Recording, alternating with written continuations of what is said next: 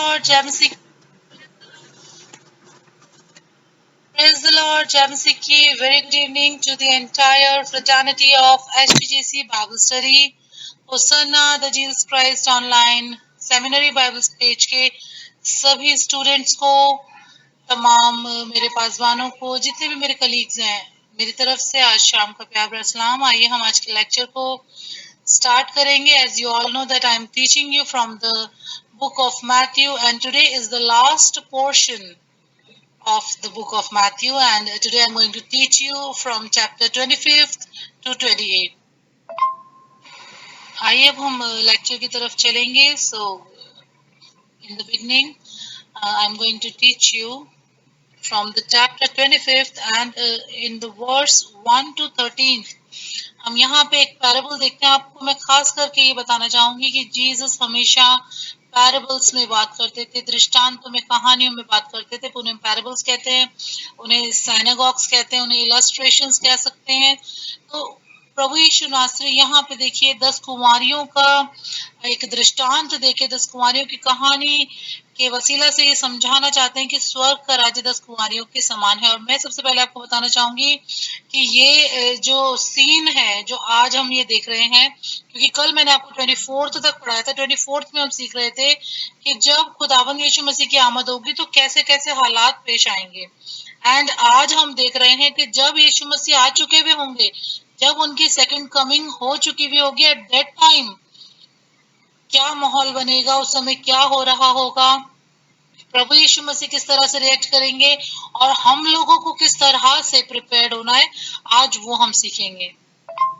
तो यहाँ पे जब हम देखते हैं 10 कुंवारियों के इस पैराबल में, यहाँ पे बताया गया कि 5 जो कुंवारियां हैं वो बुद्धिमान है और 5 कुंवारियां मूर्ख हैं। मूर्ख इन द सेंस आप यहाँ देखते हैं कि जब धूम मची कि दूल्हा जो है आने वाला है, हमें सबसे पहले ये पता होना चाहिए दैट दूल्हा जो है यहाँ पर जीसस क्राइस्ट है and we all are the bride of Christ. हम सब जो है प्रभु यीशु मसीह की दुल्हन है, कलीसिया दुल्हन है, and we are the body of Christ. Okay, तो यहाँ पे देखिए बताया गया है कि सबने अपने अपने मशालों को जलाया और जो बुद्धिमान थी उन्होंने क्या करा, अपने साथ ऑयल कंटेनर में लेकर के रखा, जो 5 बुद्धिमान थी। और जो दूसरी 5 मूर्ख थी उन्होंने उसे लाइटली लिया इस बात को। मशाले तो जल रही थी बट उन्होंने कंटेन नहीं किया ऑयल को।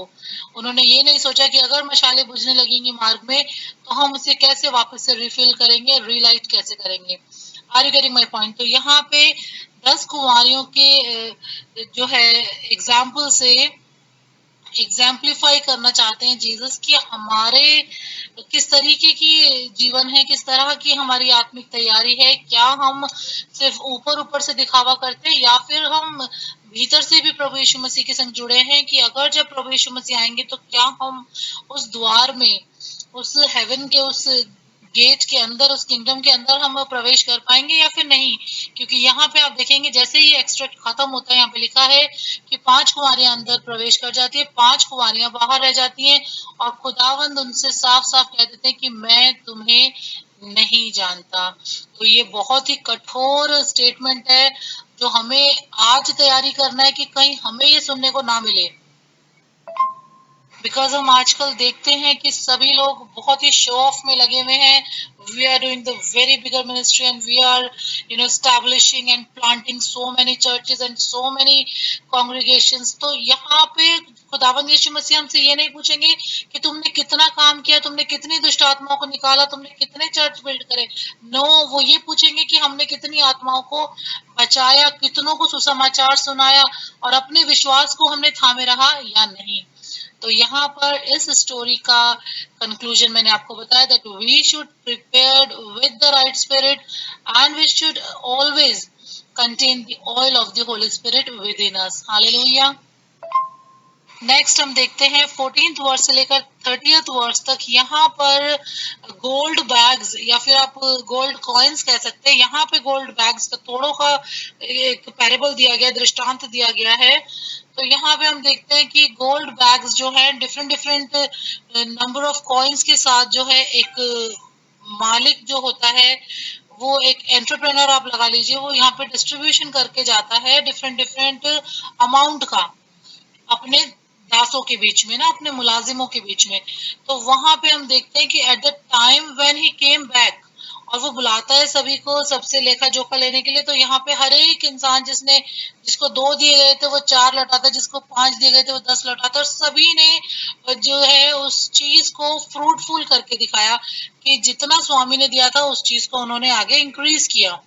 हालेलुया। लेकिन एक शख्स ऐसा होता है जिसको केवल एक तोड़ा मिला था, तो वो जो है उसने कुछ नहीं किया, वो डंप रहा। तो यहाँ पे आप देखेंगे कि इसी तरह से खुदावन यीशु मसीह ने सभी को डिफरेंट डिफरेंट टैलेंट्स दिए हैं, जो हमें खुदावंत के राज्य की बढ़ोतरी में इस्तेमाल करने। अगर हम डेफ एंड डम्प होके यूजलेस बन के घर में बैठे रहेंगे और उनका इस्तेमाल नहीं करेंगे, ना ही हम प्रचार करेंगे, ना ही हम खुदावंत की परस्तिश करेंगे, ना ही हम लोगों के बीच में गवाही देंगे, कैसे हम आत्माओं को जीतेंगे? और अगर हम ऐसा नहीं करेंगे तो हमारे साथ भी वही हश्र होगा जो यहाँ पर उस व्यक्ति का होता है जिसके बाद एक तोड़ा होता है। वो कहता है कि प्रभु, मैं जानता हूँ कि तू जहां नहीं बोता वहीं से काटता है, इसलिए मैंने जो तूने मुझे दिया था एक तोड़ा, वो मैंने मिट्टी में दबा दिया था, क्योंकि मुझे पता था तू आके अकाउंट लेगा। तो जो प्रभु यीशु मसीह यहाँ पे एक स्वामी की तरह दर्शाया गया है। तो वो जो मालिक होता है वो अपने जो है ऑफिसर्स को बुलाता है और उस आदमी को कहता है इसे उठा करके अंधकार में उस नरक की झील में जा करके डाल दो, और जो इसके पास है इससे वो भी ले लो और उसे दे दो जिसके पास है। Are you all getting my point? तो हमें भी बहुत ही संजीदा होकर के अपनी अपनी क्रिश्चियन स्पिरिचुअल लाइफ को चलाना है, कहीं हमारा भी ऐसा अंजाम ना हो। So beware dear students and dear colleagues. And then after that हम देखते हैं 31st वर्स से लेकर 46th वर्स तक, चैप्टर के एंड तक हम यहाँ पे देखते हैं। तो यहाँ पे दिखाते हैं कि किस तरह से प्रभु यीशु मसीह अपनी महिमा में होकर के एक राजा के रूप में सेकंड कमिंग में वो आए हैं। और यहाँ पे आने के बाद में देखिए प्रभु यीशु मसीह क्या करते हैं, भेड़ों को बकरियों से अलग करते हैं। हालेलुया। यहाँ पे जितने भी लोग अपने आप को मसीह कहते हैं मेरे अजीजों, जब प्रभु यीशु मसीह आएंगे at the time of the judgement, वहां पर जब न्याय होगा, तो प्रभु यीशु मसीह भेड़ों को बकरियों से अलग करेंगे। और आपको मैं बता दूं, बकरियां जो होती हैं वो किस तरीके का उनका नेचर होता है और भेड़ों का किस तरीके का नेचर होता है। जो भेड़ें होती हैं वो चरवाहे का शब्द सुनती हैं, और बकरियां जो है बहुत हटीली और कहना ना मानने वाली और चंचल होती हैं। तो यहाँ पे हमें देखना है कि हम किस कैटेगरी में आते हैं, क्योंकि वहां पे भेड़ों को जो है दाहिनी तरफ रखा जाएगा, बकरियों को बाईं तरफ। और जो दाहिनी झुंड होगा उसको वो परमेश्वर बोले, उसको प्रभु यीशु मसीह बोलेगा, हे मेरे पिता के धन्य लोगों, आओ और इस राज्य के अधिकारी हो जाओ। हालेलुया। और बकरियों को उठा करके नरक की झील में डाल दिया जाएगा। तो यहाँ पे हम देखते हैं कि किस तरह से न्याय किया जाएगा। और आप फॉर एग्जाम्पल जो है पुराने नामे में से देख सकते हैं, एक्सोडस की बुक में से 22nd चैप्टर की 25th वर्स, लेविटिकस चैप्टर की 25th चैप्टर की 35th वर्स से 38th वर्स तक। तो यहाँ पे आपने देखा कि किस तरीके से जो है हमारा कैटेगराइजेशन डिवीजन होगा न्याय के दिन में। एंड देन आफ्टर दैट यहाँ पे देखिए एक और खास यहाँ पे बात बताई गई है कि सेवा जब हम करते हैं तो क्या हमारी सेवा में वो 5 फोल्ड मिनिस्ट्री पाई जाती है, दया कृपा करुणा भलाई, ये सारी चीजें पाई जाती है। क्या हम बंदी गृह में जाके उन जकड़े हुए लोगों का जो बंदी गृह में पड़े उनकी सुधि लेते हैं? क्या हम नंगों को वस्त्र पहनाते हैं? क्या हम भूखों को खाना खिलाते हैं? क्या हम विधवाओं का ख्याल रखते हैं? अजीजों, अगर हम ये सब नहीं करते तो हम बिल्कुल भी स्वर्ग के राज्य में प्रवेश नहीं कर पाएंगे, और ना ही हम डिजर्व करते हैं। क्योंकि देखिए यहाँ पे लिखा है कि अगर हम छोटे से छोटे, यहाँ पे लिखा है प्रभु यीशु मसीह कहेंगे, जिन्हें यहाँ पे अलग अलग किया है भेड़ों को बकरियों से, तो प्रभु यीशु मसीह कहेंगे कि तुम धन्य लोग हो कि तुमने मुझे नंगा देखा तो मुझे वस्त्र पहनाया, मुझे प्यासा देखा तो तुमने मुझे पानी पिलाया, और जब मैं बंदी गृह में था तो तुम मुझसे मिलने आए। तो यहाँ पे लोग कहेंगे कि हे प्रभु, हमने ये सब कब किया?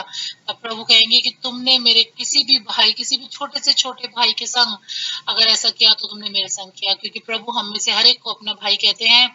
तो जितने भी हमें और भी गरीब मजलूम लोग दिखते हैं तो हमें कभी भी हेल्प करने से पीछे नहीं हटना मेरा अजीजों। क्योंकि यहाँ पे लिखा है कि अगर हम एक गिलास पानी भी किसी को भी, चाहे वो खुदावंत के दास हैं या कोई भी परेशान मुसीबत में मारा हुआ हमें कहीं दिखता है, हम उसे एक गिलास पानी, एक गिलास चाय या फिर एनीथिंग हम उसे ऑफर करते हैं, उसकी नीड के अनुसार, तो हम अपना प्रतिफल, अपना रिवॉर्ड कभी भी नहीं खोएंगे। तो यहाँ पे आपने उस तौर तरीकों को जाना कि किस तरह से eight the time when Jesus came back, तो वो किस तरीके से हमारे संग डील करेंगे, ये आपने आज जाना है। God bless.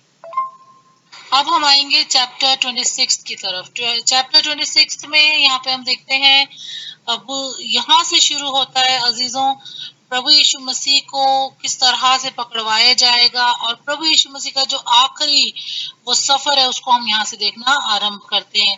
तो यहाँ पे सबसे पहले हम देखते हैं प्रभु यीशु मसीह के खिलाफ जो प्लानिंग एंड प्लॉटिंग है वो किस तरह से सरंजाम दी जा रही है, वो हम यहाँ पे देखते हैं। फर्स्ट वर्स से लेकर 5th वर्स में हम देखते हैं कि प्रभु यीशु मसीह अपने तमाम चेलों को पहले से ही आगाह कर देते हैं, प्रीवियसली उन्हें इन्फॉर्म कर देते हैं कि मेरे संग यहाँ पर ऐसा ऐसा होगा। Just after the time of फसह, फसह का पर्व जैसे मैंने आपको बताया था कि यरूशलेम में सालाना तौर पे एक बड़ा भोज किया जाता है, एक फीस्ट, एक त्योहार, फसह का त्योहार मनाया जाता है। एंड दैट टाइम जब प्रभु यीशु मसीह ने प्रवेश किया यरूशलेम में, उसे हम पाम संडे के नाम से जानते हैं।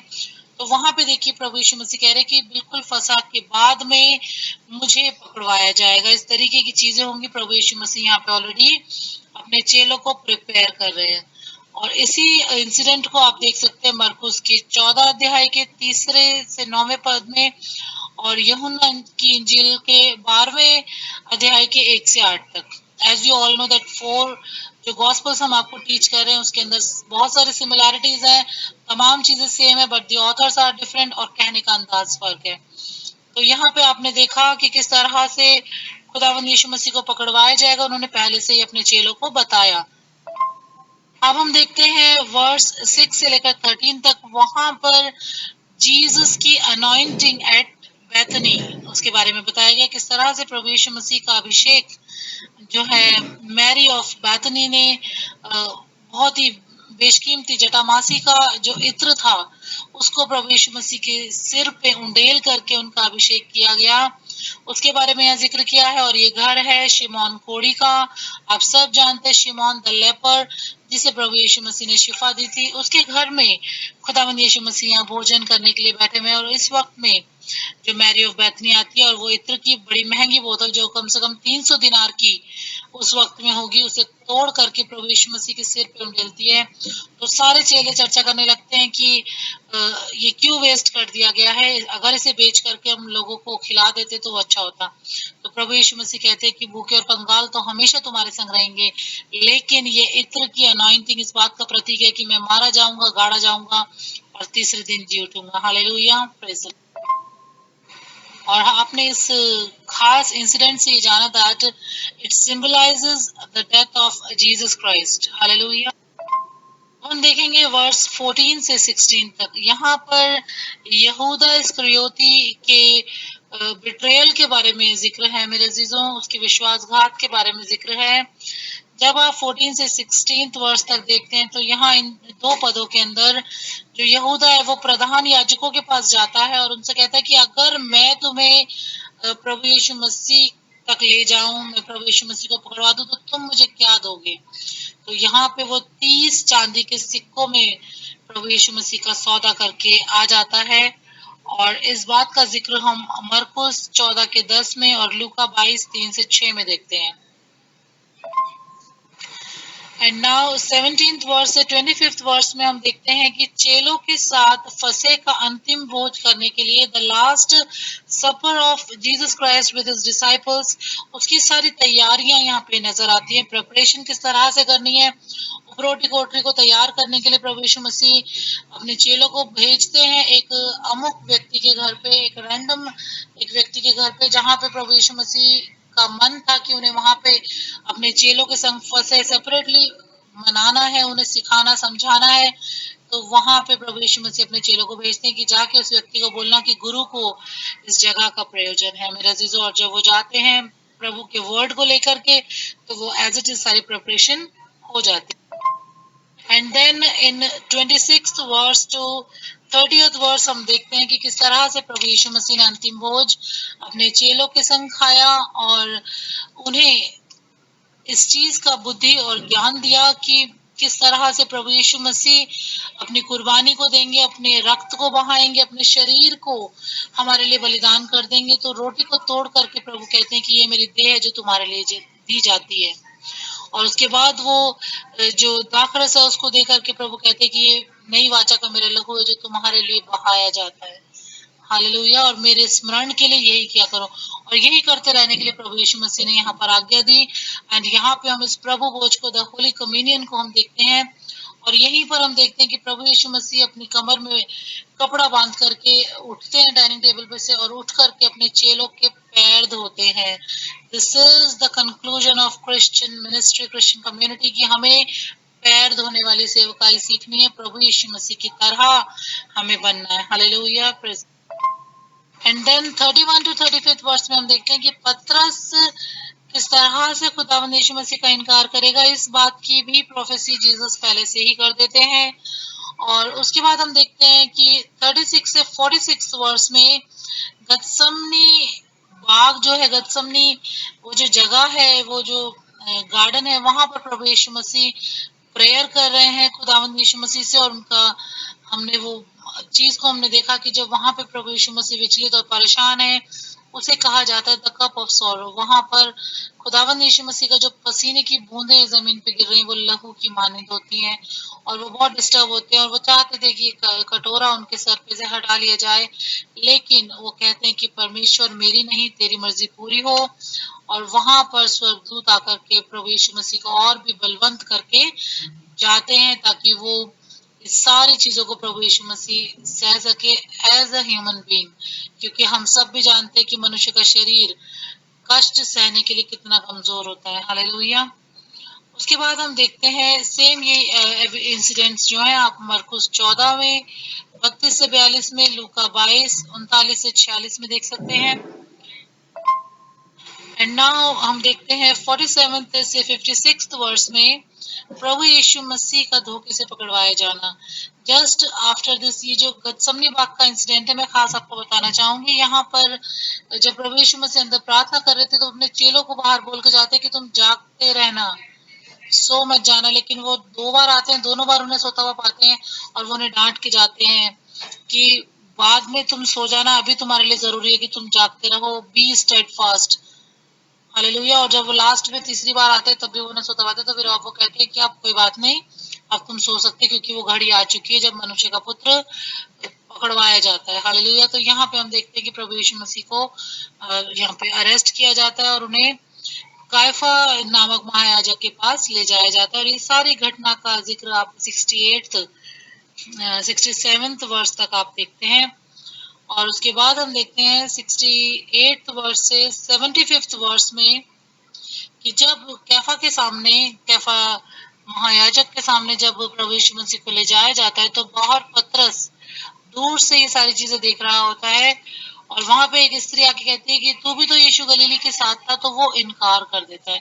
तो यहाँ पे हम देखते हैं 3 बार लिटरली पतरस इनकार करता है प्रभु यीशु मसीह का, और वहां पे उसे फिर याद आता है कि प्रभु यीशु मसीह ने इस बात के बारे में पहले ही बता दिया था कि मुर्ग के बांग देने से पहले तो 3 बार मेरे नाम का आज ही इनकार करेगा। हालेलुया।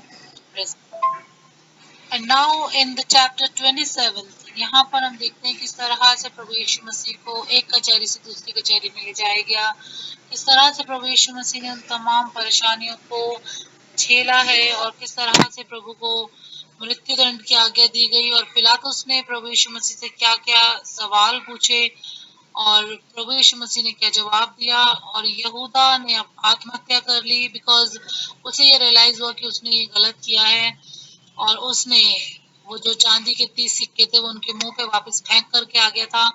और मैं खास आपको बता दूं कि वापस से वो जो लोग थे पिलातुस के राज्य के जो सिपाही थे, उन्होंने उस पैसे को वापस से अपने अकाउंट में नहीं रखा, क्योंकि वो जानते थे किस पर प्रभु यीशु मसीह का लहू है। और उन्होंने क्या किया, एक कुम्हार से एक खेत खरीदा उस पैसे से, ताकि वहां पे अनजान लोगों की लाशें दफनाई जा सके। और यहाँ पे आप देखेंगे कि किस तरह से सारी कॉन्सेप्रेसी की गई, किस तरह से प्रभु यीशु मसीह ने कष्ट उठाया, प्रभु यीशु मसीह के क्रूसिफिक्शन के बारे में, क्रूस से कहे गए 7 उन कलमों के बारे में जो हमारे लिए बहुत मायने रखते हैं, वो सारी चीजें यहाँ पर पाई जाती हैं। और जब एंड पोर्शन में आप आते हैं 45 से 46 वर्ष में, यहाँ पे हम देखते हैं किस तरह से प्रभु यीशु मसीह ने क्रूस पर अपने प्राणों को त्याग दिया, किस तरह से प्रभु यीशु मसीह ने उस अपने मरते हुए शरीर के होने के बावजूद भी अपने वो तमाम इम्पोर्टेंट बातें जो वो संपूर्ण मानव जाति से कहना चाहते थे, इन 7 कलमों के द्वारा वो कहे, वो सब बातें हम यहाँ पे देखते हैं। And in the verse 60 second से 66 तक वहां पे हम देखते हैं कि प्रभु यीशु मसीह की कब्र पर पहरा लगा दिया गया ताकि कोई आकर के वहां से प्रभु यीशु मसीह की जो बॉडी है उसको चुरा के ना ले जाए। और जब आप 57 वर्ष को पढ़ रहे होंगे, वहां पर प्रभु यीशु मसीह को किस तरह से क्रूस पर से उतारा गया, उनकी ग्रेव के अंदर उन्हें ले जाके रखा गया, उन तमाम बातों का डिस्क्रिप्शन है। Hallelujah, praise. And now we come to the end of this gospel, chapter 28, and it is the very important chapter for each and every one of us. And this is the chapter for the Jesus resurrection. Hallelujah. खुदावंद यीशु मसीह के जी उठने के दिन के बारे में जिक्र है, पुनरुत्थान के बारे में जिक्र है, और प्रभु यीशु मसीह ने स्वर्ग में जाने से पहले at the time of ascension अपने चेलों को खास वो आज्ञा हम सभी के लिए, जितने भी हम प्रभु यीशु मसीह के चेले हैं, हमें क्या कह करके गए, the great commission of Christ को यहाँ पे हम देखते हैं 16th वर्स से लेकर 20th वर्स में, और 11th वर्स से 15th वर्स में हम देखते हैं कि जब प्रभु यीशु मसीह जी उठते हैं, जब फर्स्ट वर्स से जी उठते हैं, जब फर्स्ट वर्स से 10th वर्स में आप देखते हैं, तो वहां पे हम देखते हैं कि प्रभु यीशु मसीह जी उठे हैं, और मरियम मगदलीनी और बाकी की सब जब स्त्रियां कब्र पे आती हैं तो वो प्रभु यीशु मसीह को वहां नहीं पाती, तो प्रभु यीशु मसीह जब उन्हें दिखाई देते हैं तो वो आनंद से भर जाती हैं, और प्रभु यीशु मसीह कहते हैं कि सबसे पतरस से और मेरे चेलों से जाकर के कहो कि मैं उनसे आकर के मिलूंगा। हालेलुया।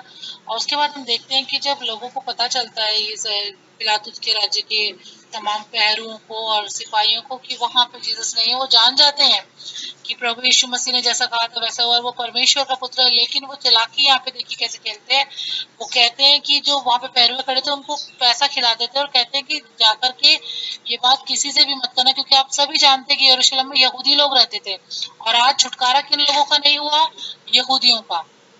क्योंकि कुछ ऐसे लोग, जैसे कि मैंने आपको कल भी बताया था कि जो सदूकी जो फरीसी थे, उन्हें जो प्रभु यीशु मसीह कहते हैं, हे सांप के बच्चों, ना तो तुम खुद स्वर्ग के राज्य में प्रवेश करते हो, ना ही दूसरों को प्रवेश करने देते हो, उनके लिए भी तुम उनकी बैक स्लाइडिंग का कारण बनते हो। हालेलुया। इसलिए तुम कभी भी बचाए नहीं जाओगे। और यहाँ पर आप उस हरकत की जो है पूरी एग्जीक्यूशन को देख सकते हैं कि यहाँ पे पैरों को वो पैसा खिला देते हैं ऑफिसर्स, और वो जा करके सब जगह पे झूठ फैला देते हैं कि प्रभु यीशु मसीह के चेले प्रभु यीशु मसीह की बॉडी को चुरा करके ले गए। आज तक उन लोगों को यही पता है, यही खबर उनके बीच में फैली हुई थी, और वही टेंडेंसी उन्होंने आज तक अपनी बना रखी है, इसलिए उनका छुटकारा आज भी नहीं हुआ है।